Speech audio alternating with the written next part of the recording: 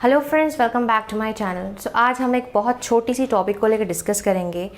यदि आपके मन में एक क्वेश्चन है, हो सके आपने ये सुन रखा है कि integration is also called as anti derivative. So why integration is called as anti derivative, वो आपको मैं एक एग्जाम्पल के तौर पर समझाने वाली हूँ। बहुत ईजी है, तो बस समझ लेना तो समझ में आ जाएगा बस। So why integration is called as anti derivative, मतलब एंटी डेरिवेटिव यदि कहीं पे मेंशन्ड है तो आप समझ जाओ कि उसको आपको इंटीग्रेट करना है। पर ये जानने से पहले मेक श्योर कि आप डिफरेंशिएशन या तो फिर डेरिवेटिव के या तो फिर इंटीग्रेशन के जितने भी स्टैंडर्ड बेसिक फॉर्मूलेज होते हैं वो सारे आपको आता है। ये आपको पहले मेक श्योर करना है, ठीक है। मैं फॉर एग्जाम्पल मानो एक फंक्शन, लेट्स से हम tan x का डिफरेंशिएशन कर रहे हैं। So d d x of tan x, ठीक है, मतलब इस फंक्शन की डिफरेंशिएशन करेंगे या तो फिर डेरिवेटिव करेंगे तो आंसर आ जाएगा सेकेंड स्क्वायर x। अभी इंटीग्रेशन को हम कहते हैं एंटी डेरिवेटिव, मतलब एक फंक्शन की डेरिवेटिव करने के बाद जो रिजल्ट हमें मिलती है उसका उल्टा जो करेंगे, मतलब इस फंक्शन की यदि हम इंटीग्रेशन करें, so integration of second square x D x will be tan x। बस यहाँ से तो क्लियर हो जानी चाहिए बात।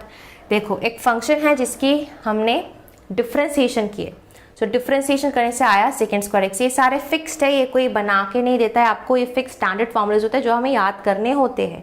याद करना is compulsory in this case, so learn it if you don't know still.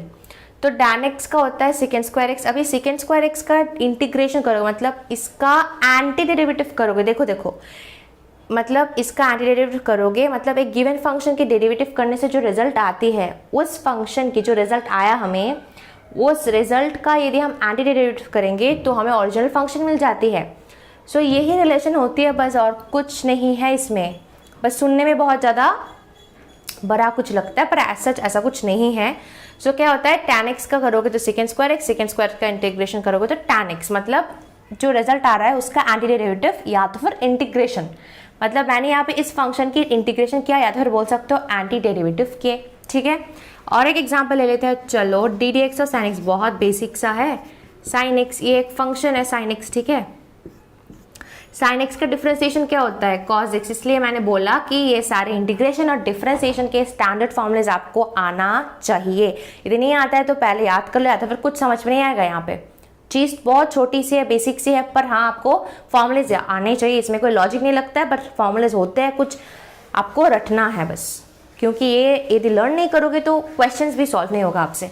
So d d x और साइन एक्स होता है ये। अभी इंटीग्रेशन ऑफ कॉस एक्स करोगे तो वही वाला साइन एक्स आ जाएगी। इसलिए कभी कभी आपने सुना होगा कि आपको अच्छे से डिफरेंशिएशन के जितने भी फॉर्मूलेज है वो आने चाहिए। हर एक फॉर्मूला फ्रॉम डेरिवेटिव आपको आना चाहिए, क्योंकि आपको डेरिवेटिव का फॉर्मूलेज अच्छे से याद है तो इंटीग्रेशन के फॉर्मूलेज कभी कभी यदि आप भूल रहे हो तो डेरिवेटिव के हेल्प से आपको इंटीग्रेशन का फॉर्मूलेज भी याद हो जाएगी। इसलिए कभी कभी ऐसे आपने सुना होगा, आपके टीचर्स आपको कहते हैं शायद, ठीक है। इसलिए बेटर होगा डिफरेंशिएशन का हर एक फॉर्मूलेज अच्छे से पहले याद करो, जो कि स्टैंडर्ड फॉर्मूलेज होते हैं, और फिर इंटीग्रेशन का याद करो।